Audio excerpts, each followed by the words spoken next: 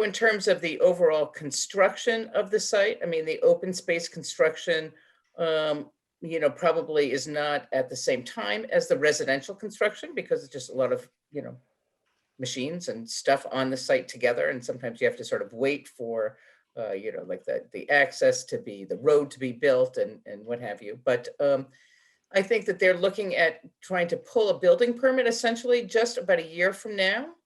And then they would start in on their contracts, with all of their site work, and from there it's about a year construction, starting with the site work and then moving into the building. Thank you, Liz. I just want to let everyone know I just hit the record button. So if you are welcome to turn off your screen if you don't want to be on the recording. Otherwise, away we go. So without further delay, let me introduce the 4 people who have agreed to come and speak to us about some of the sort of historic milestones and just the context of this area. First is Joel Boy. Joel, could you just say a quick hello so that you pop to the front of the Zoom grid? Sure. There you go. And Joel is director of Historic Arms and Militaria at Skinner, an auction company, and a frequent appraiser on PBS series Antiques Roadshow. Is it Antiques or Antique? Antiques. Thank you. Roadshow.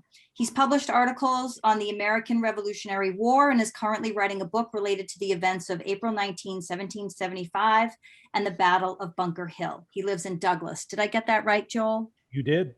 Yes. Okay, great. We also have Rick Fries. Rick, are you here? If you could unmute and just say, there he is. Rick, just unmute so you jump to the front of the Zoom grid for everybody. Thank you. There you go. He is semi-retired professor of global studies and sociology from Bentley University. He is a U.S. Army infantry veteran, and he is author of the 2014 book, Concord and the Civil War, From Walden Pond to the Gettysburg Front. We also have Anka Voss. I think many of you probably know Anka. Anka, just say hello. So once again, there you go. She joined Concord Free Public Library staff in 2019 as curator for the William Monroe Special Collections. With a collaborator in 2013, she edited Perspectives on Women's Archives, which is a book, 18 essays written by noted archivists and historians that illustrate the origins of women-centered history, the urgent need to locate records that highlight the diverse experiences of women, and the effort to document women's experiences. I'm going to buy that book after this session, Anka. And then finally, we have David Wood. David, are you here that you can just... I'm here. There he is. Great. David is curator of the Concord Museum. He is a specialist in 18th and 19th century American history and material culture with a particular focus on the inhabitants of Concord. Lucky us. He is the author of numerous scholarly books and articles, including in 2006, An Observant Eye, the Thoreau Collection at the Concord Museum, and the forthcoming article, Getting a Living, an essay about Thoreau's journal. Thank you for coming, all 4 of you.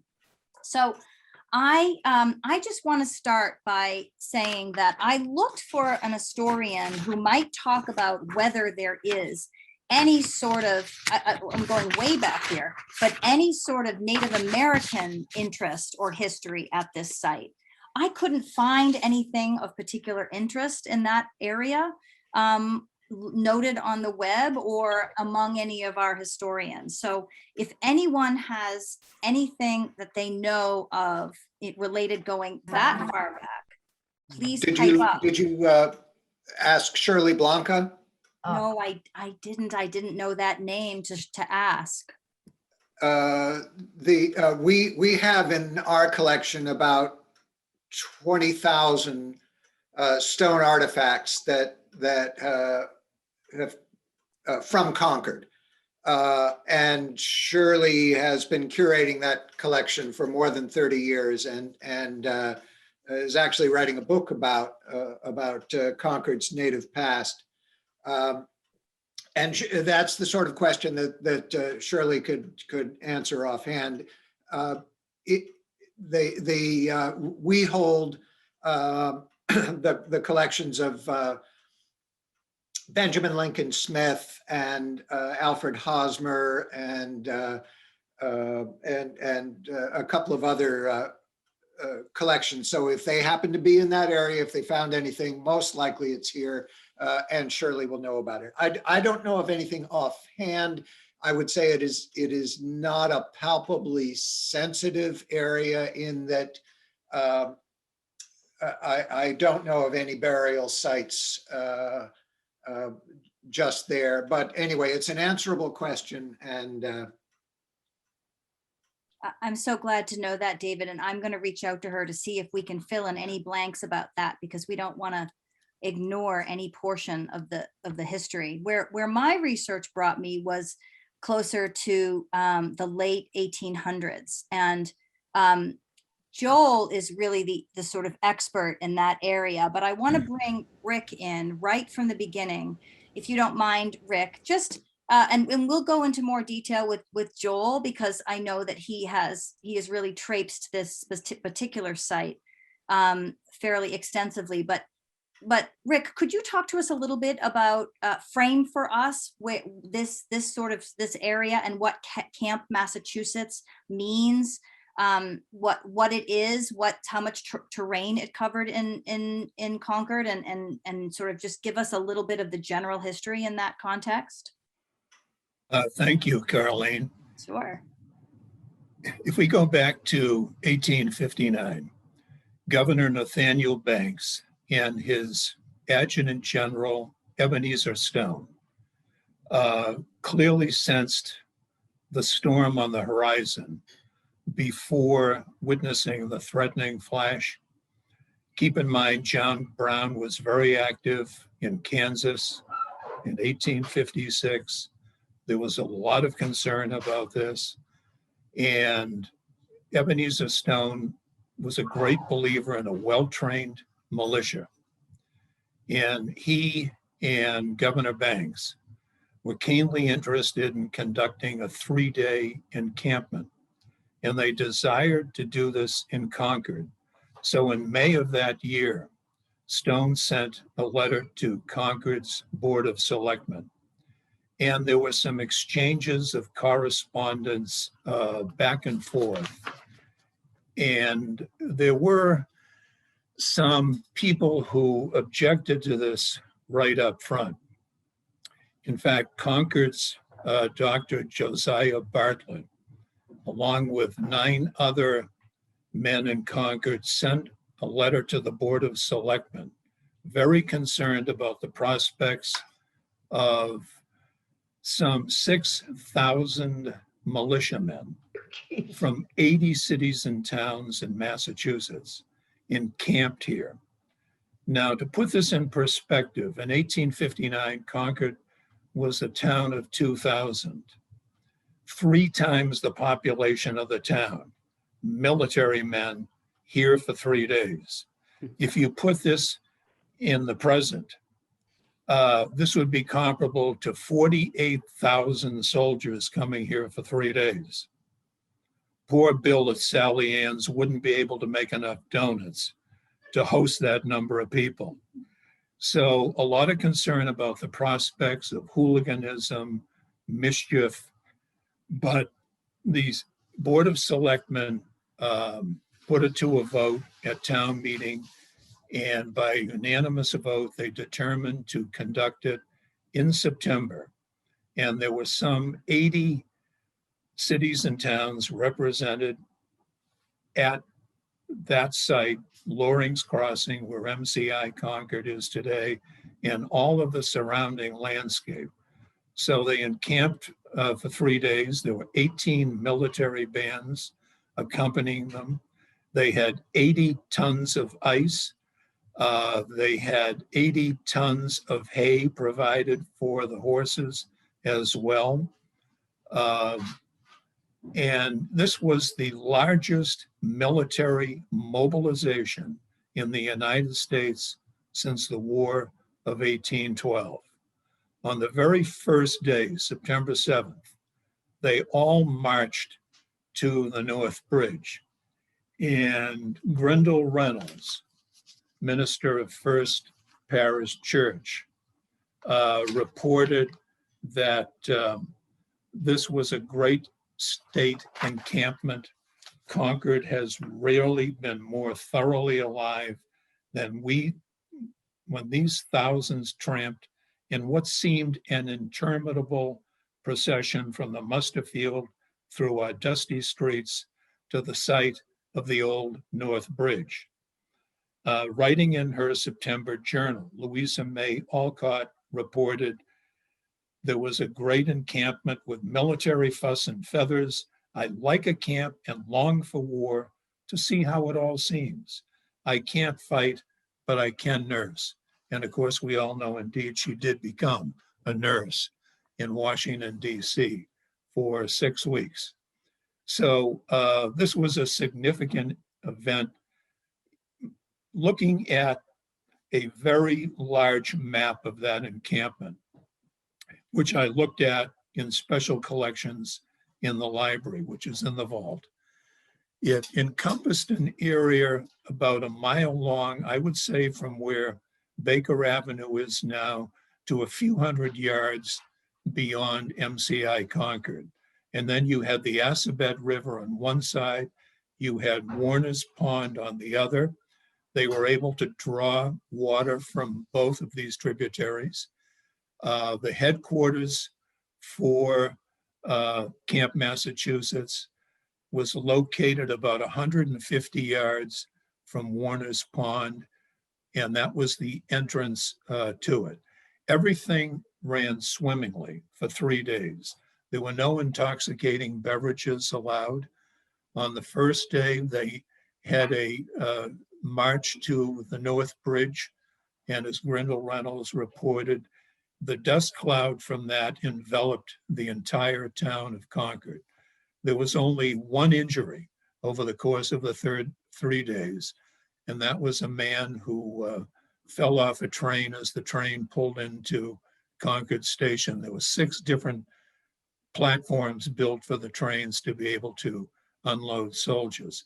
So Joe will have a better feel for the perimeter here of this encampment. I know he has tramped that ground. So Joel, maybe you want to come in at this point in time.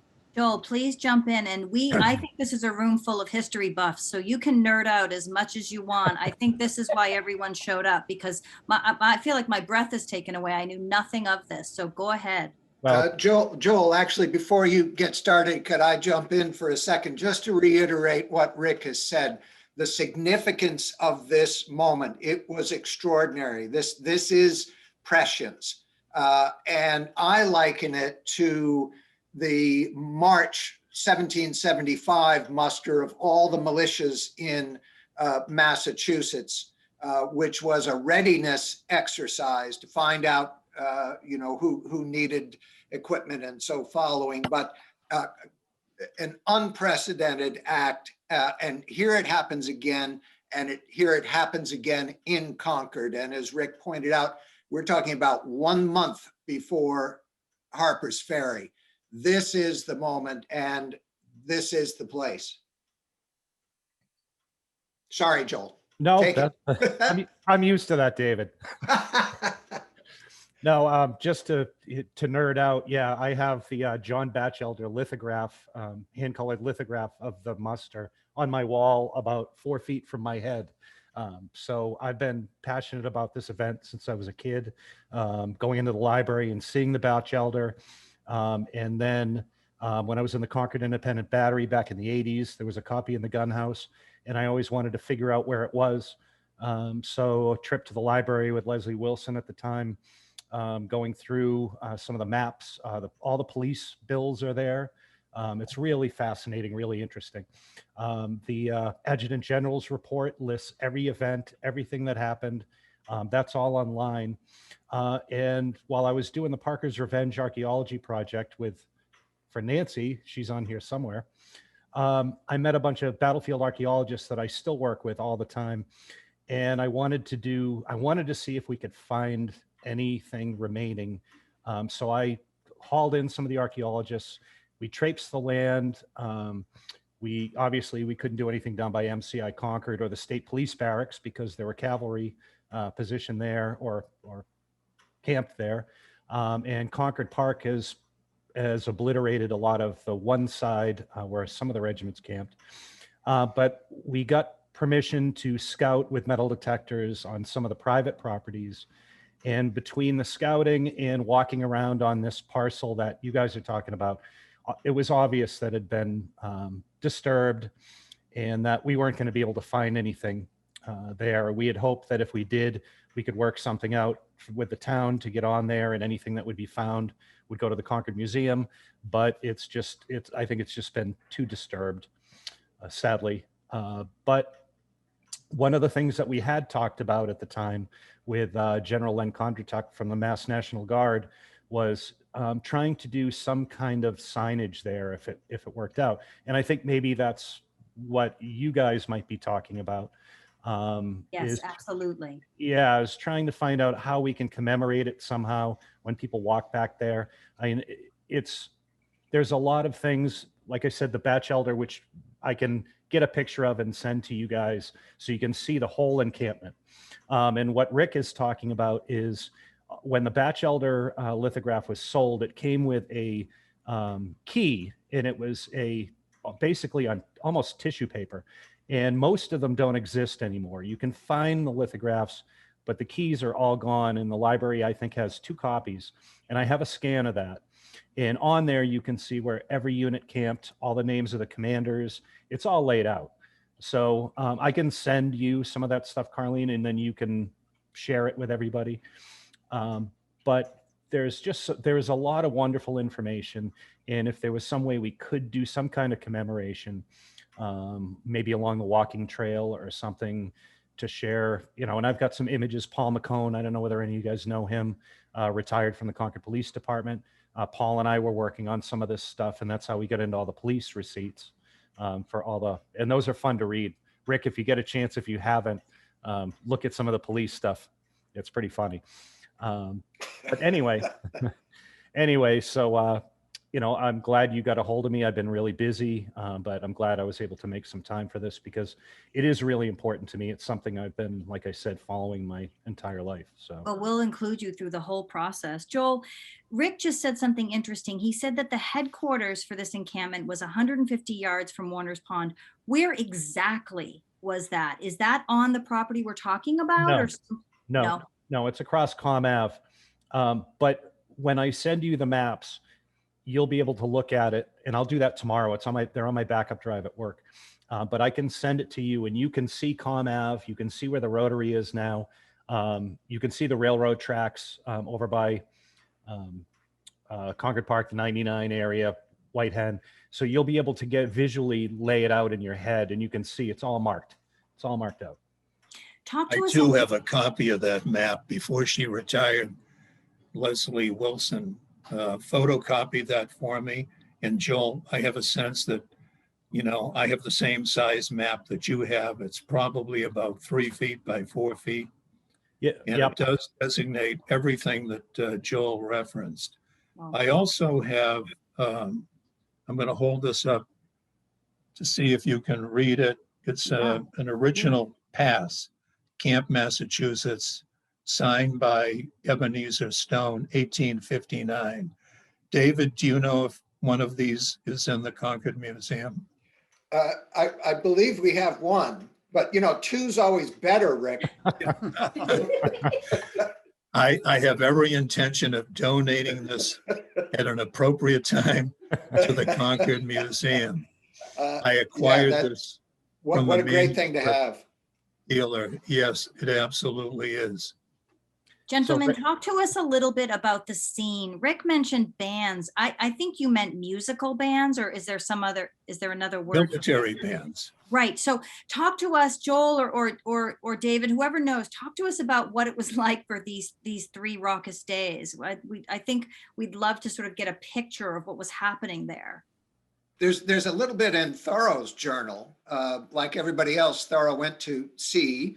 One of the things he says in his journal is that there was a brisk business in locks at the hardware stores, that everybody was buying locks for their front doors where previously they didn't have one. So this really was a big deal. People were nervous about it, but it worked out okay. Thoreau also mentions the dust. May have been a dry year. I don't know that offhand, but he mentions that Concord was as uninhabitable as he'd ever known it, that there was a thick coating of dust over everything.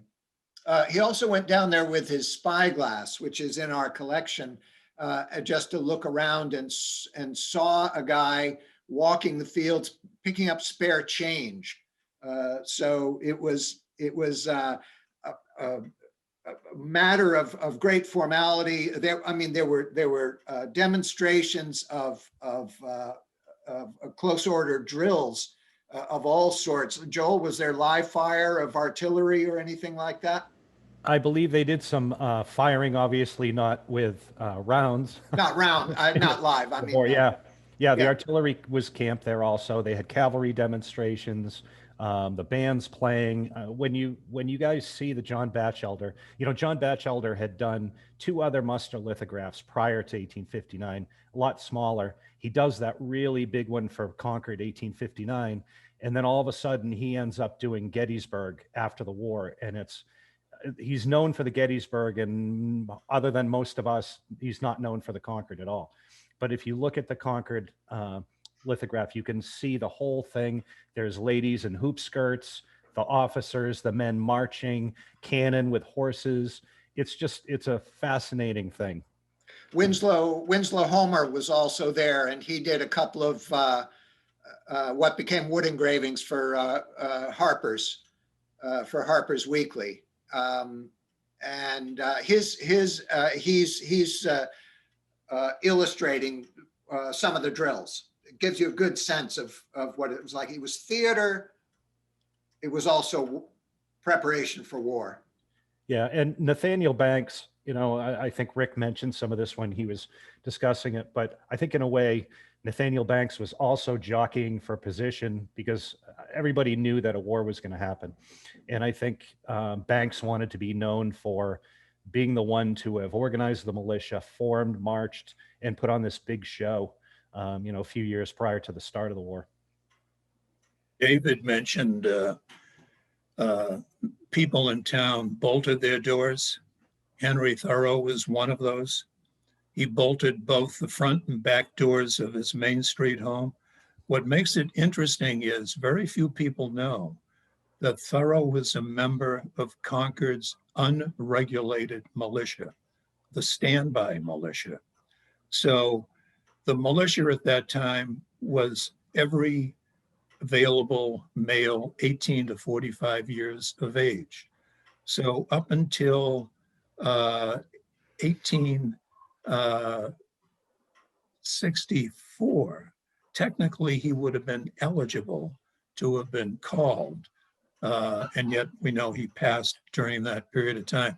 So here's a man who's on Concord's standby militia in 1859, bolting the front and back doors of his Main Street home because he was very fearful about what might happen with all of these hooligans in town. Well, I think, and I'm sure Rick and David, you go back to militia musters from the federal period, after the Revolutionary War through the beginning of the 19th century. And basically, most of those turned into drunken debacles. And so you can see how Thoreau and many of the residents of Concord might not have been too happy to have that many people here, and the chances of imbibing in alcohol and it getting out of control. I can see why. One other thing that Rick mentioned that I'm trying to frame in my brain. Rick, I think you mentioned that there were 6 additional platforms that were built along the rail. I'm assuming that was to sort of bring supplies over. Can someone talk a little bit? Was the train station where it is now? And is that how they were schlepping in all of these supplies just through rail and then carrying it over to the site? They had a train station by Damon Mill. And then, later on, the train station where it is now in West Concord. So very close proximity. But there were, I think, 4 different railroad companies, rail companies that were transporting troops. So they had 6 different loading and unloading platforms for them. The Fitchburg Railway was one of them. Boston and Worcester were part of this as well, transporting soldiers here. What happened when you talked about, and Joel or David or Rick, tell us about this. You talked to us about the march to the North Bridge. What was left after everybody, at the end of these 3 days, everyone walked to the North Bridge? What was it?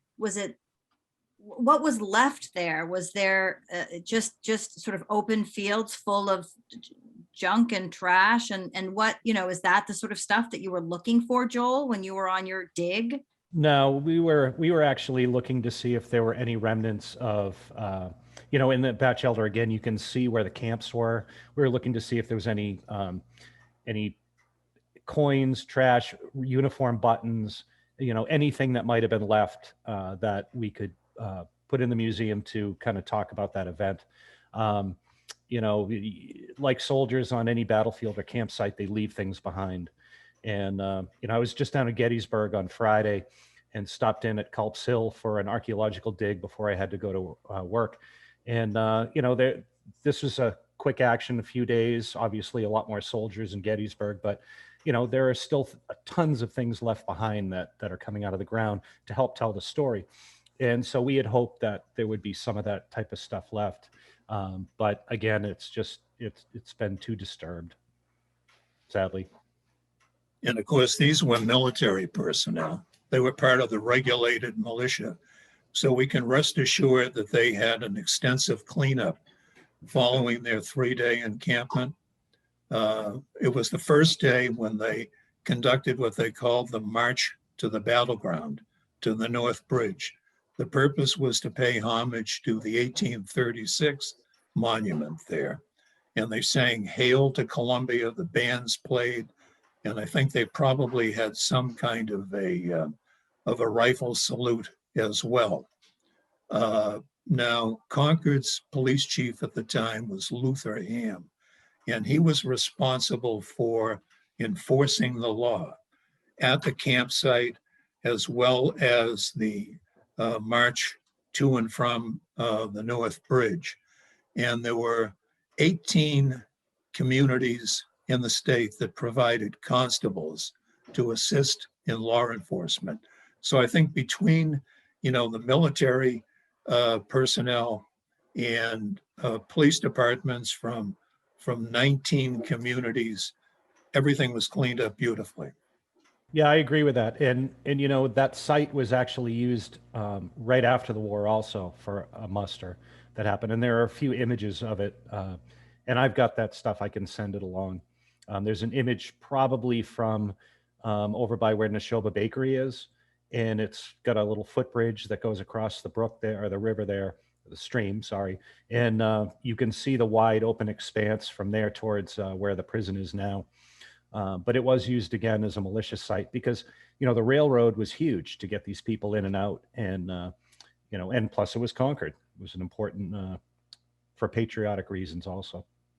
That's a stereo view of the later muster, isn't it? And I think we have one in the collection. I believe we do. I think was that bridge over by the Neshoba Brook. Do you know why that was built? This is Harry Bartlett, a committee member speaking. Well, the bridges originally, I believe there was 2. I have to look at I could get up and look at the Batchelder, but I think there were 1 or 2. There were 2, and they were used to cross over the stream there to get to the side where Concord Park is and where Neshoba Bakery is. And I think the location is similar to where the footbridge is now. That's there. But that's a much new. The bridge that's there, yeah, there now is much newer. It's No. These were like just flat wooden structures to get troops back and forth across. Yeah. I want to ask one more question. I'm going to open up to the entire group to be able to ask any questions they want across what we're talking about. I want to ask one more question about this site as we're talking about in this period of history, and then I want to move on and talk to Anka about when it was transformed into a reformatory and a prison, get that perspective, and then we'll open it up for any questions. But David, this question goes to you.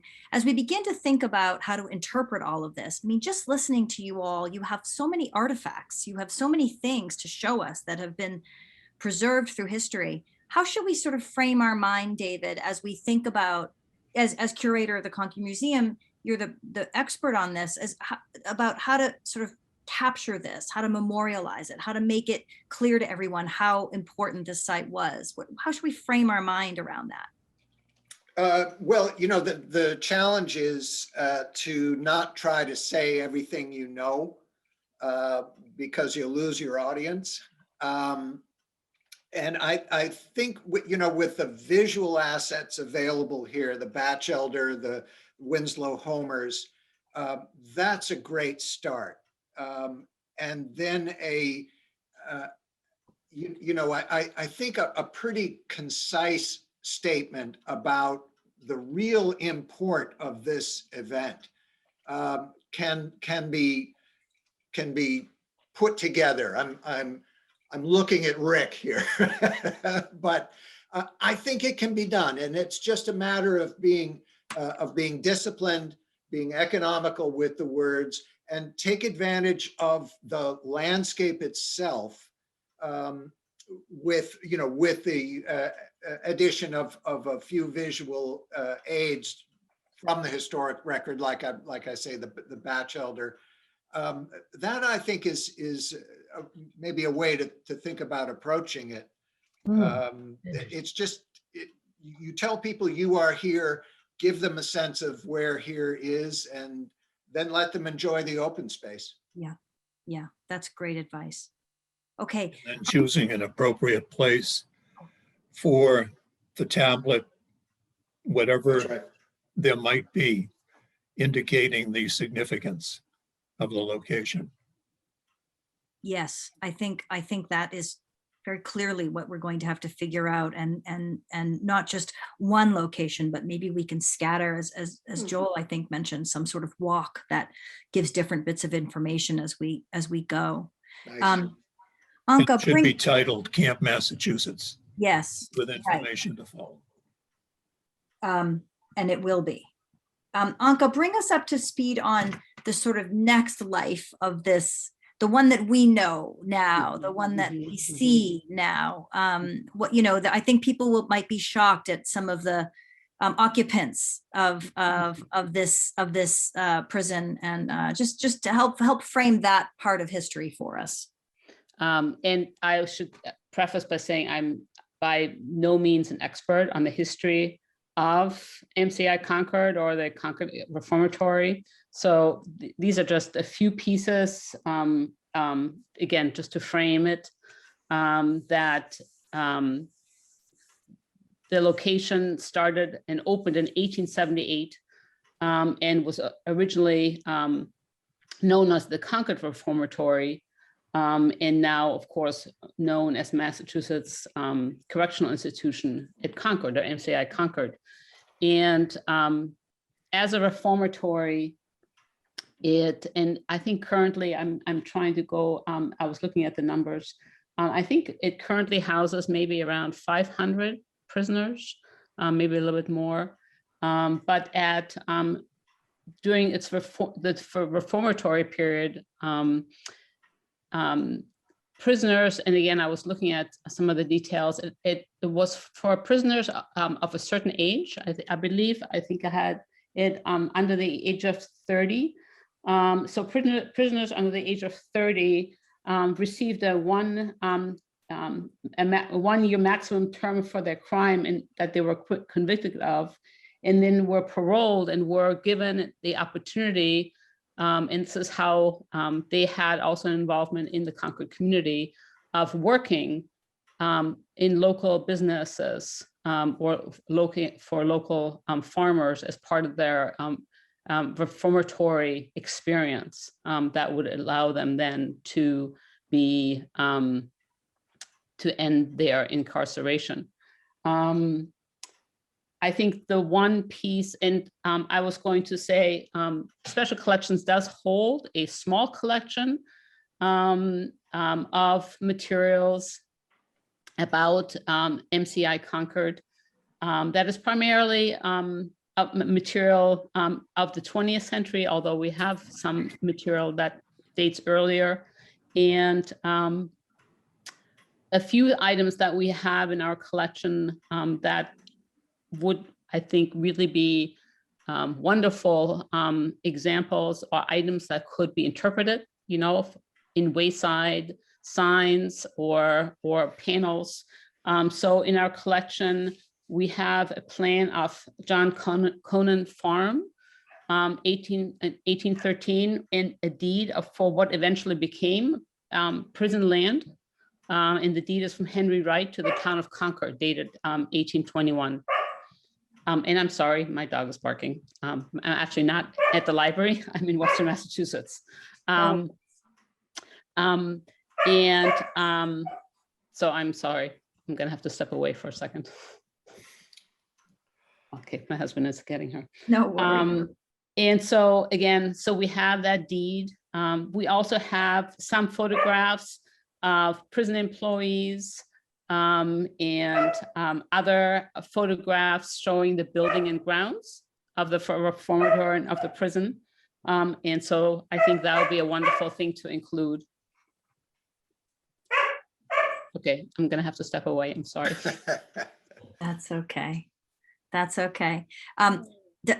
As she deals with her dog, David, do you have any sort of history of the site as a reformatory, just to fill in, although she's rushing back to the screen now, and if I just you again.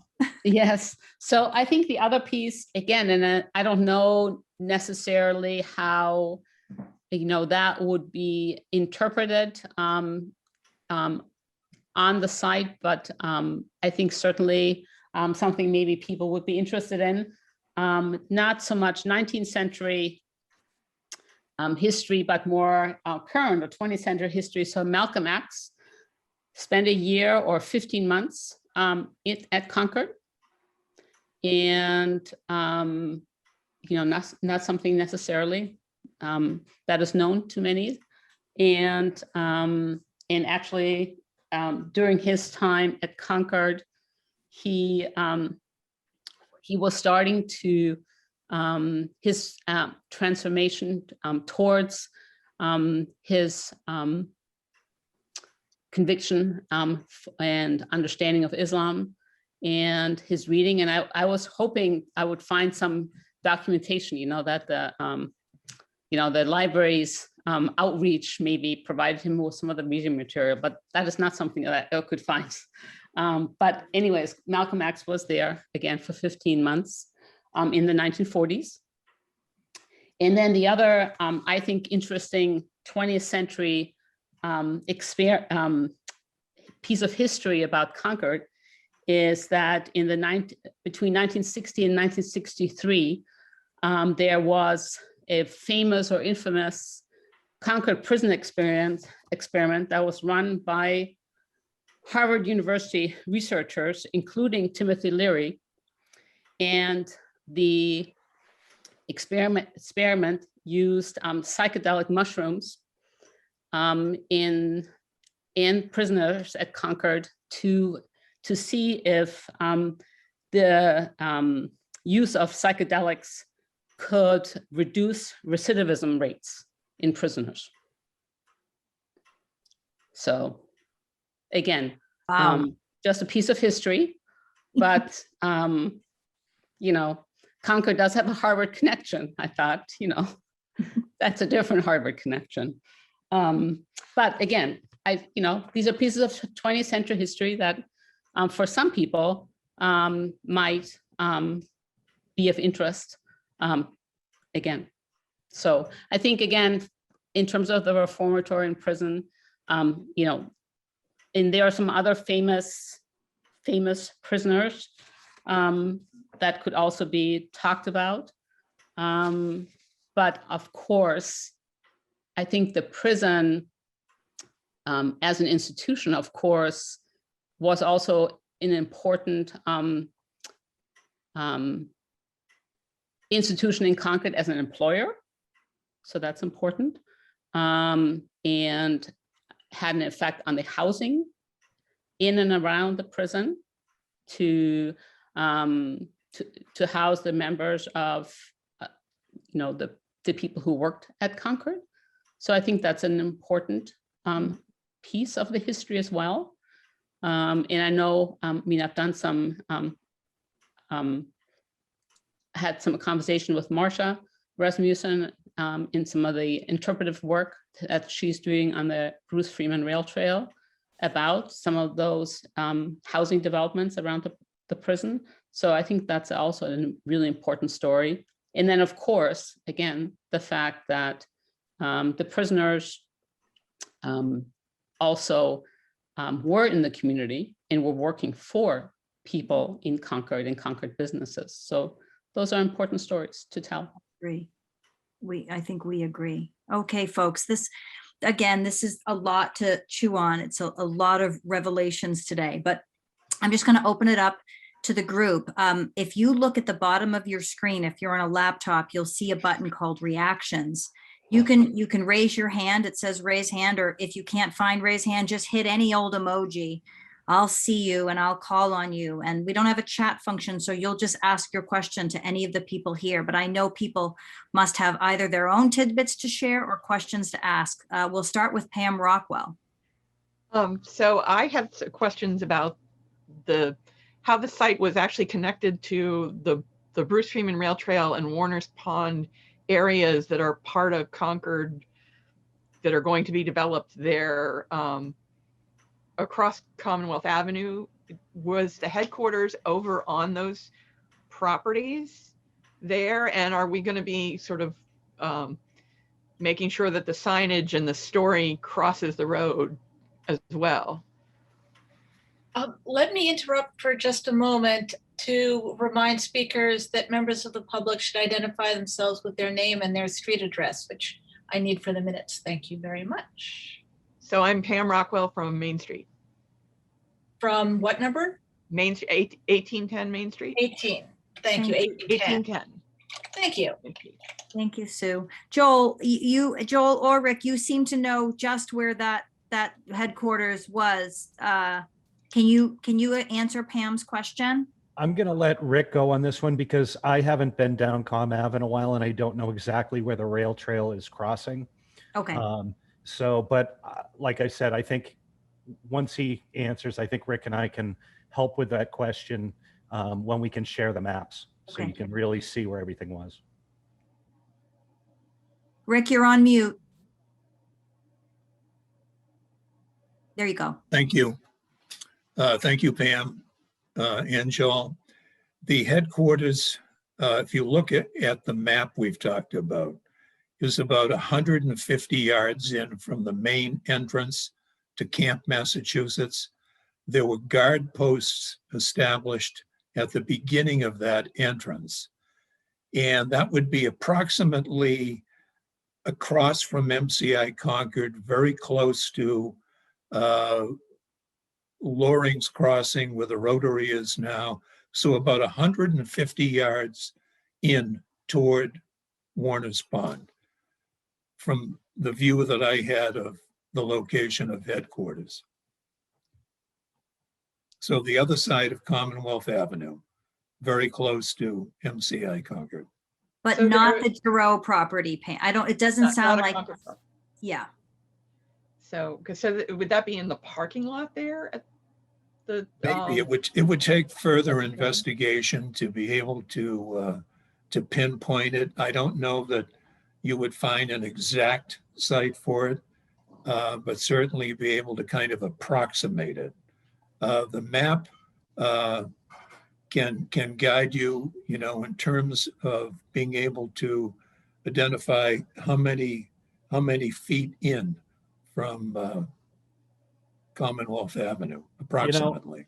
I think now that I'm thinking about it, I believe I had one of the archaeologists do an overlay of the map with a modern map, and Comm Ave shows a little differently, but I think if I can find that, I've got to have it in a folder in my backup drive. But if I do, I can send that along too. And it would be very helpful to understanding where everything was compared to today. Yeah, And that'll Great, be Joe. great. Thank you for that question, Pam. Harry, I see your hand up. Yeah, just a funny little quip with that I heard about someone who lives in the neighborhood here whose father was a prison guard during those experiments that Timothy Leary did, and he said it was the only time he felt sorry for the prisoners was when he saw that.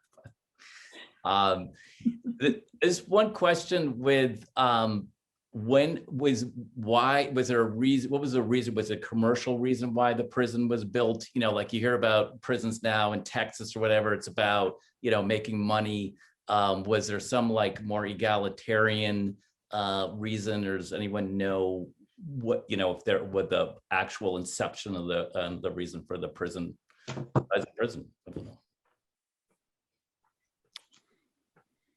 I think it was location. You've got courthouse in Concord. You know, Concord's always been one of these communities with the courthouse where people came to solve some of their issues. But it was also, you know, again, you have the train to get people in and out.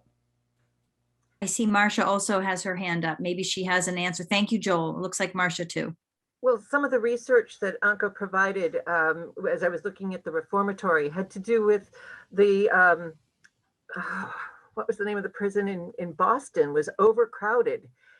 And they viewed, Anka, you're on mute, so I don't know. Yeah. Walpole? No, it was right in Boston itself. Suffolk County Jail, or Yeah. Charlestown. Charlestown. Charles Street Jail? Charlestown. Mhm. And it was overcrowded and many people. And with the advent of the what is now the Reformatory branch, where they got the name from, the train brought people out from Boston to a site that there was a hotel there right across from what is now the superintendent's building.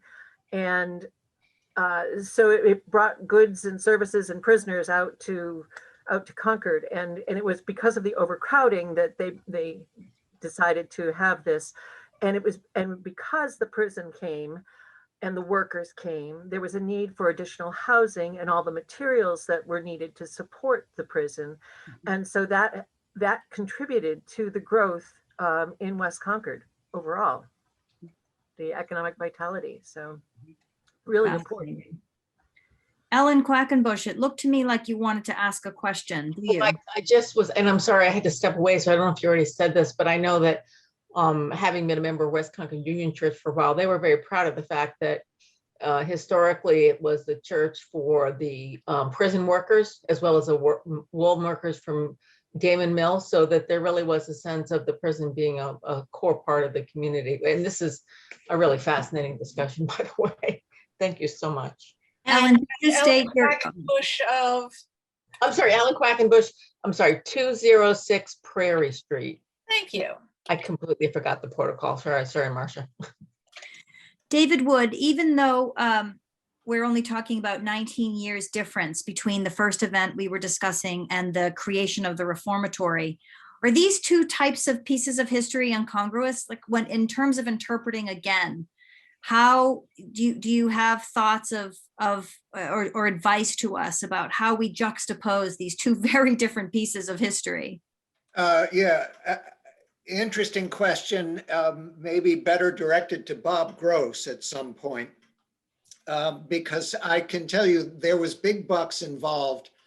Bob may very well be able to narrate to you the smoke-filled room behind the scenes where some kind of a deal was hammered out.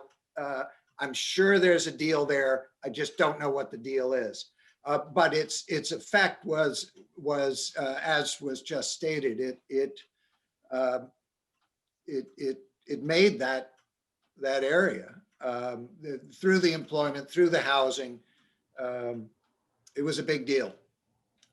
And you know, how to make a connection between the penitentiary and the beginning of the Civil War, I would be careful.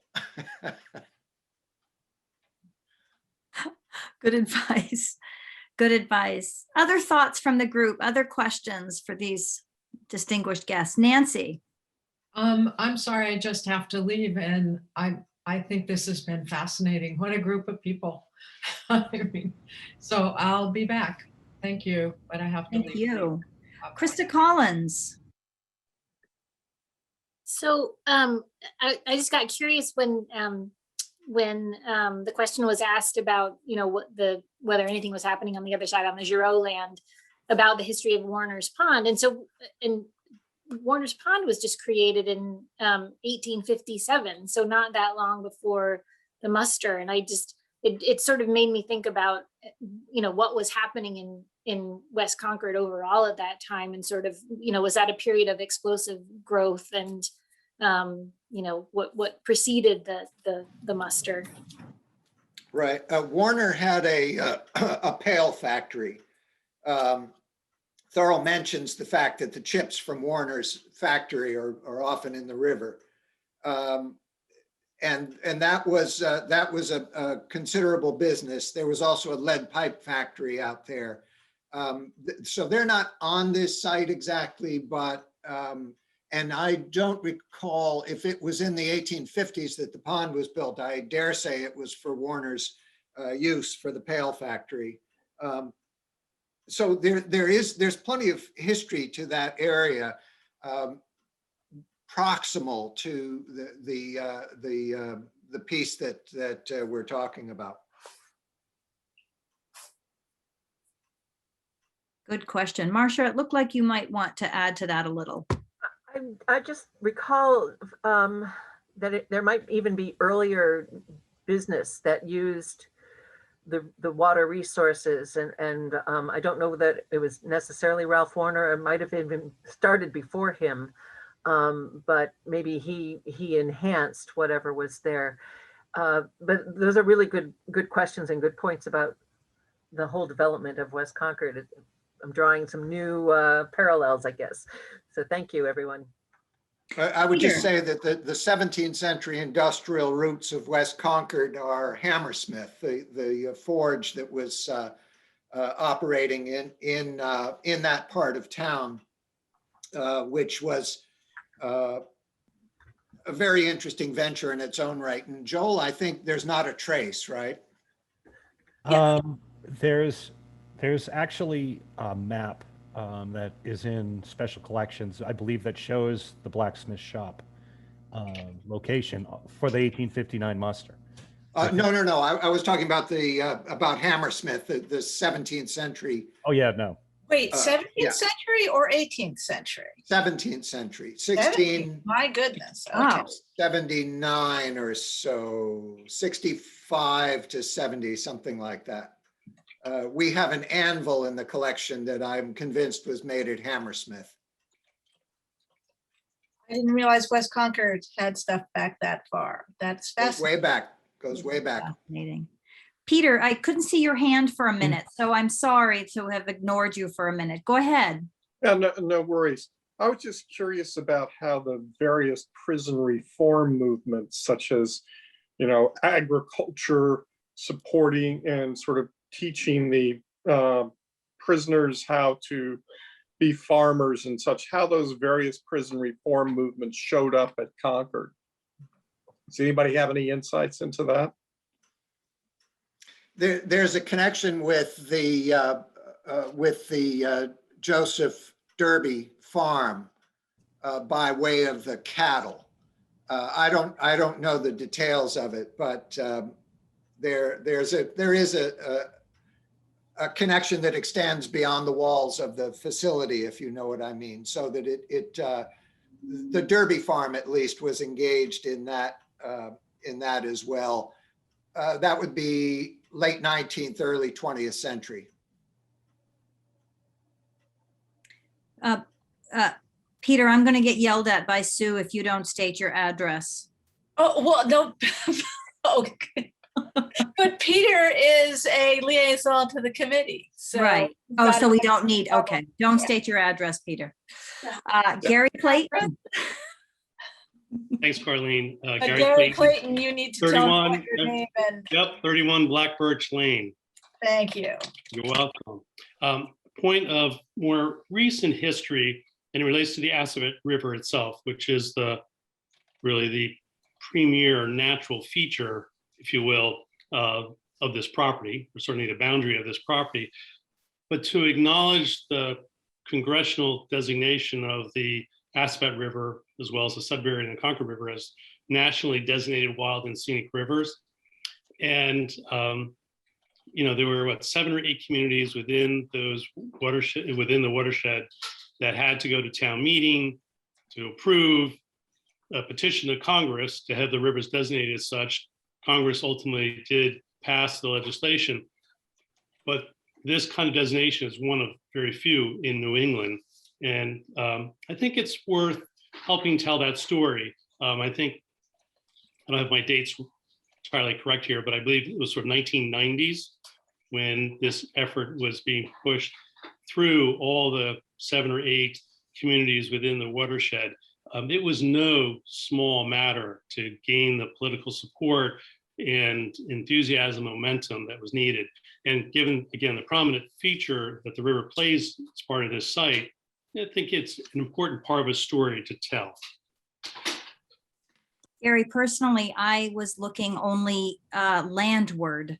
I haven't been thinking about the water and the river and the history of that. And that is a really important point. And I might have been lost if you didn't mention it. So thank you so much for bringing that up.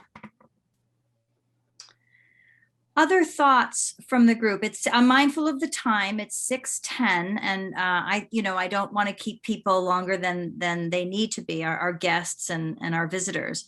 We're going to put this recording up on our site. I'm also going to transcribe it. I'm a reporter, so I think in words as well as video. So I'm going to transcribe it so that people can read through it if they'd like. So I don't see any other hands. I didn't know if anyone had any final thoughts, either our guests or any visitors had any final questions for our guests. No. Joel, why don't you wrap up the conversation? Because I just love what you said about you've loved this since being a boy, taking that first trip to the library. Just sort of wrap up the conversation for us about why it's so important to sort of fix in time and place what happened here and why we need to keep thinking about it, why we need to honor it. Well, not just because I've been thinking about it for 50 years, but but no, I think, as Rick has mentioned and David, this was a huge event and it was extremely important. And not that many people know about it. I mean, how many people in Concord know it even happened there? And I think that by commemorating it, people will think about that time and think about that tumultuous time before the war started and the importance of what happened there. I don't know, it's hard to describe. Every time I walk out there, I can visualize the Batchelder in my head, and maybe it will help when you guys see that, to be able to kind of see what I'm seeing as I walk around in there. I try to block out all the homes and commercial buildings and kind of envision what it really looked like at the time. And I'll tell you, it must have been one heck of a sight to see all those troops marching around covered in dust. And I don't know, I just would love to see it commemorated. And as we will do, and Rick, your perfect framing at the beginning, just sort of giving us the numbers and the data so we could sort of get a sense of how vibrant this site was. Any final thoughts from you, Rick, about what this site means to West Concord? You're on mute. Darn mute. I'm sorry. I apologize. Clearly, Massachusetts was quite possibly the first state to prepare for war, since this was the largest military mobilization since the War of 1812. So we have to give credit to Governor Nathaniel Banks, and quite importantly, his Adjutant General, Ebenezer Stone, to make sure that 6,000 militiamen in the Commonwealth were well prepared to go to war. they could hear the distant beat of war drums, and they were well prepared for it. Wonderful, wonderfully said. And David, as we also wrap up, Concord has so much history that we're known for. This is a bit of history we're not known for. You think people have an appetite for acknowledging this and studying it, making it as public as we hope to make it? Well, I mean, if you think of any other town than Concord, if an event like this had happened there, wouldn't it be celebrated? I think this is a wonderful undertaking, just to bring attention to that, the way that the place of Kent, Massachusetts in history, the way it accords with, the way it rhymes with, the way it perfectly agrees with the profound abolitionist movement in Concord, starting in the 1830s, the Concord Female Abolitionist Society. When you hear Louisa May Alcott say, I long for war, she's not kidding. And even when people realized what it was costing, even the soldiers themselves, when they suffered, said it's worth it. Well said, David. And Anka, just to wrap up the more modern part of our presentation today, I think, a lot of people might look at the prison as, or the reformatory once and then prison now as not something to celebrate. But there is a rich history here. As you said, there's an integration with the town that I didn't realize went way back to the beginnings, in terms of letting people find a way back into regular life, allowing them to work. So, just as a wrap up, what do you think that there's value in our looking to honor a prison? Is that a weird contradiction? No, I mean, I think David even added to that when he said that, the prison as an institution, as an employer, had a profound impact on that part of Concord. And it was an economic engine in many ways. And that I don't think should be ignored. I think that's really important. Yeah, so no, I think it's significant. And I think if you had any other large employer in town, an institution that had been around since the 1870s, you would probably put up a plaque somewhere. Yes. Or have a history, right? So why would this institution not be? And as David also said, there probably was, a concerted effort to make sure that prison came here or came to Concord.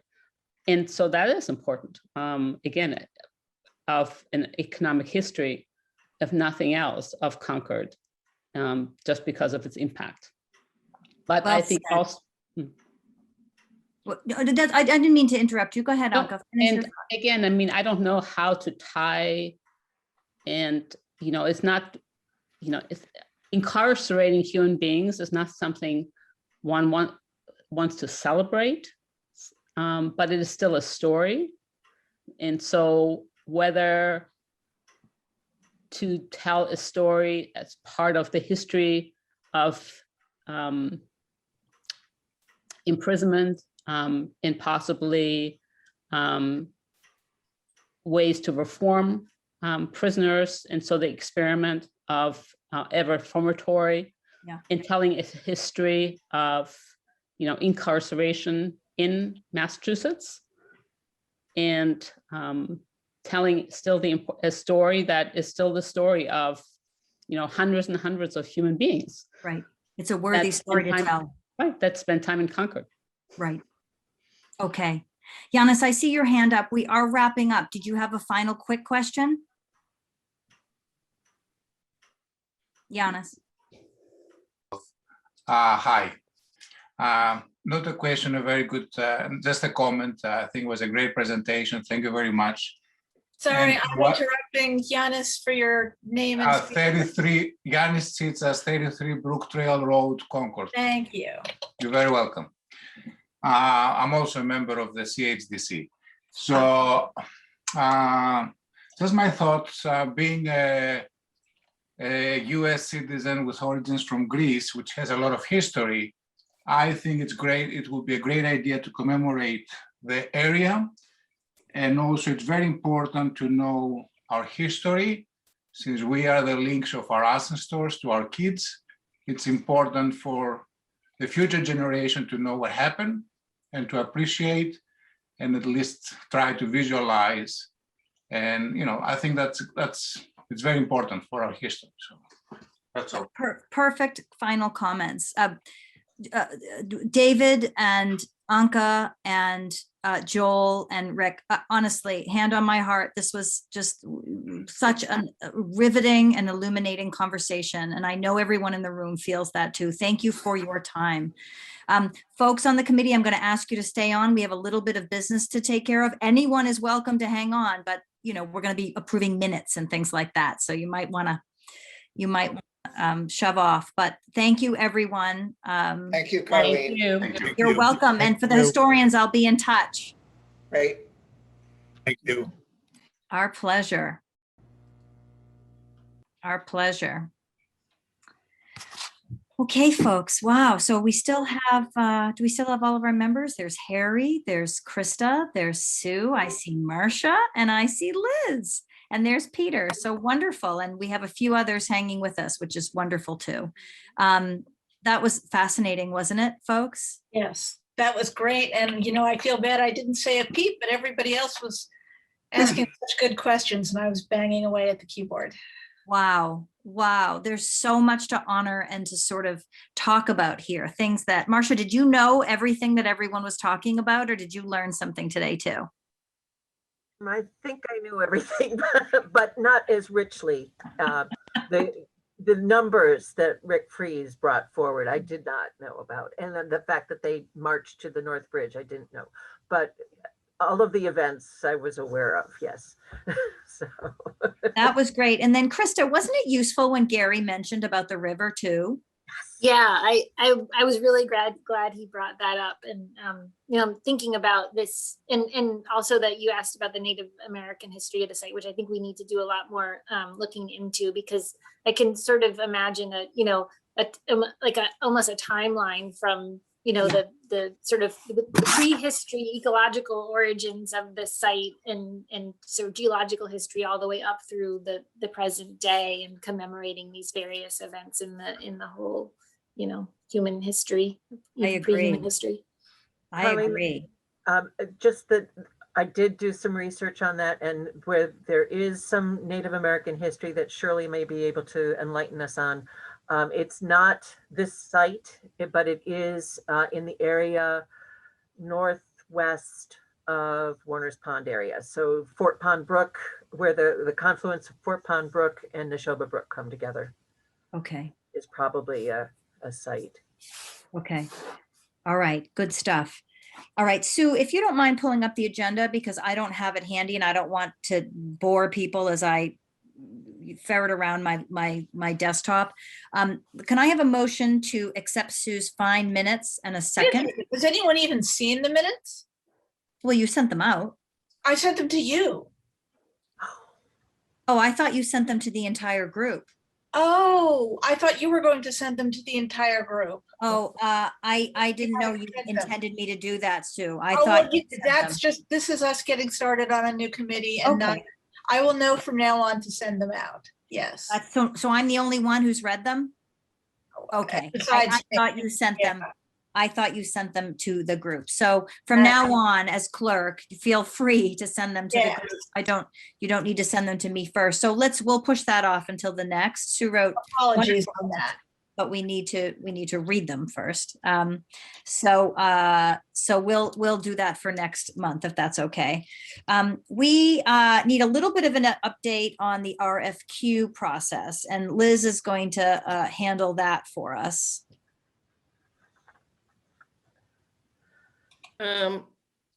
So we did, hi, There we go. Okay. Oh, I I can get do- rid of that. You can share the screen. It took me that long to bring up the. That's fine. That's, I just meant to tell me what was coming up next. And I see that we just approval, update on RFQ and update on timeline, and that's it.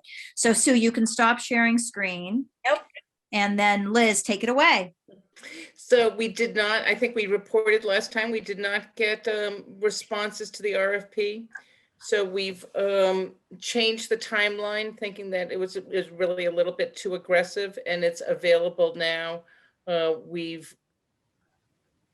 haven't really touched base with Marcia. We were going to put it out to some landscape engineering, landscape architects underneath engineering firms, because firms often offer, multiple services as well as engineering. So for example, places.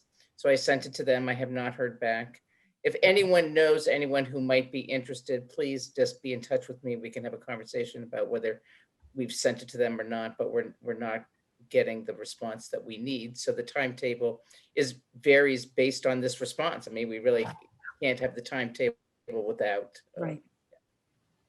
So we're in a little pickle because we directed our request at certain people. We sort of recruited people we knew of, and those 3 or 4 folks said, no, for various reasons, we're not interested. So we can't begin the process until we have a firm to work with. So Marcia, Liz and I brainstorm some more names, but does anyone in the room have any other ideas for landscape architecture firms who might be interested in helping with this project? Krista? I have, I know we used to work for a landscape architect in Boston, and she also teaches at Harvard Graduate School of Design. So I'm not sure, I don't know if she's like practicing a lot these days, but Liz, I can send you her contact information. Great. Yeah, And I haven't followed up. Oh, sorry. Mm-hmm. Sorry, just gonna ask if we had, reached out to firms like VHB. They're multidisciplinary engineering, landscape planning. They're big. What's a BHP? And V is in Victor. Oh yeah, like the traffic people. Yeah, That's they what do I think of them. everything. Yeah. But then, at the other end of the spectrum, there's a landscape architect in Maynard, Jeff Mills. Thank you. Who does a lot of work in Connecticut, but he probably could use a shorter commute. Mills, Mills? Yeah. And Jeff with a J? Okay. Yeah. And he's Thank in you, Peter. Maynard. I'll follow up with you if I can't find them. Yeah. Wonderful. So there are 3 more prospects. Great. Okay. Thank you, So Krista. Perfect.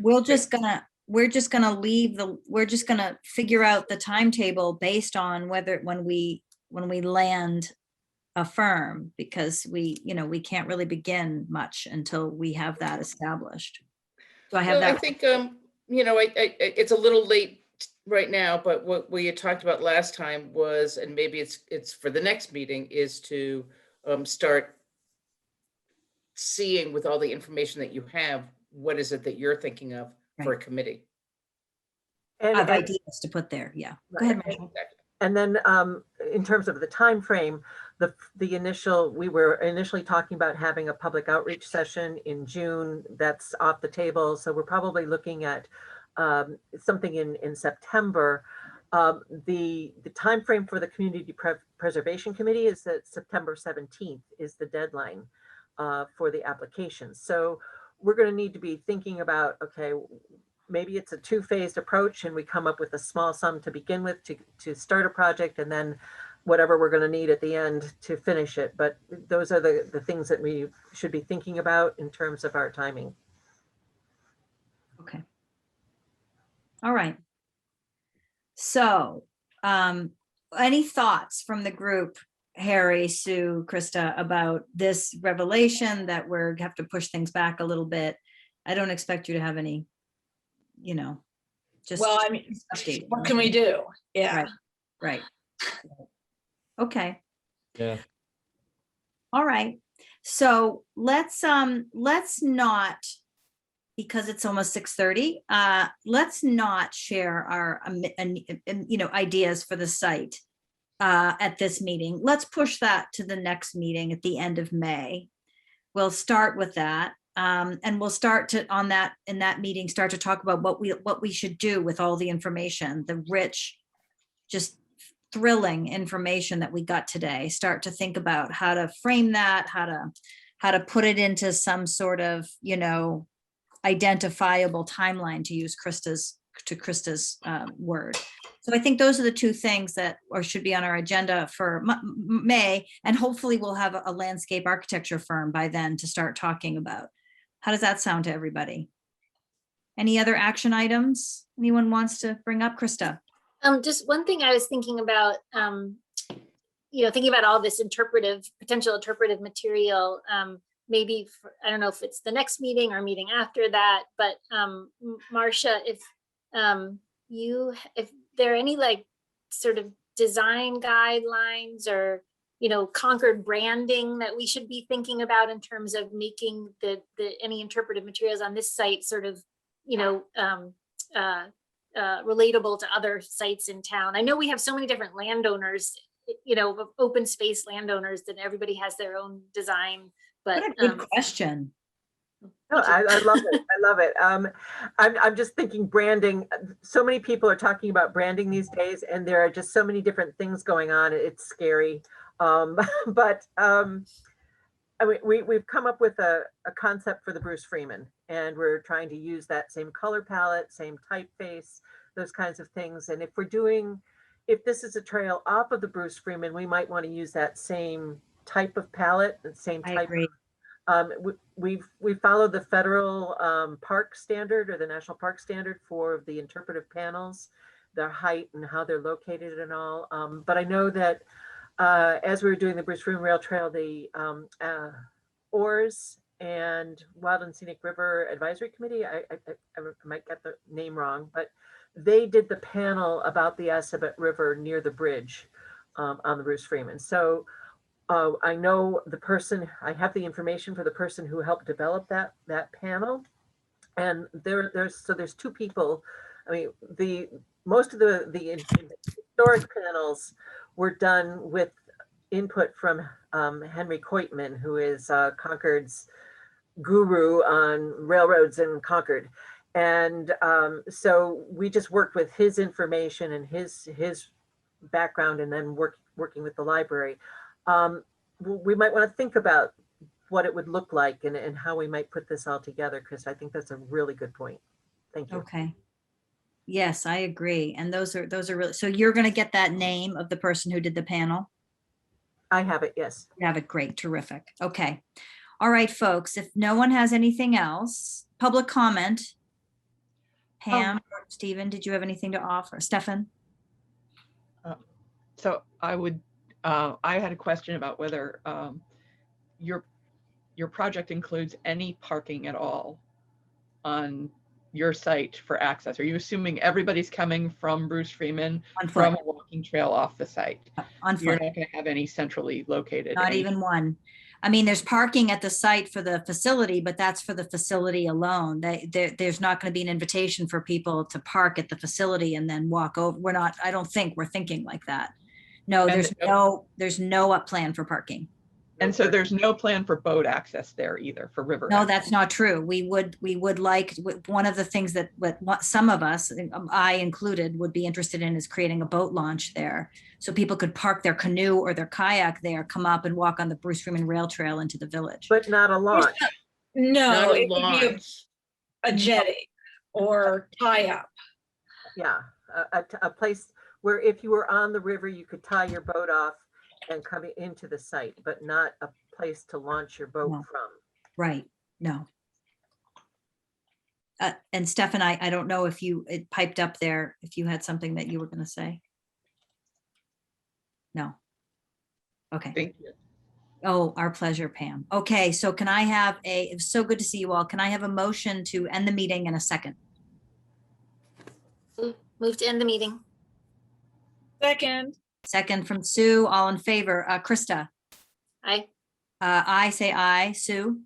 I say aye. Harry? Aye. Okay, it's unanimous. So wonderful meeting, everyone. Thank you so much. King and I say goodbye. Goodbye. Thanks, Thank Carleen, you. everyone. Have a good night. Bye. Don't forget to You stop meet again recording. in 2 weeks, I know right? I'm going to. I'm Oh, going to you're- right now, okay. Marcia. You meet again in 2 weeks?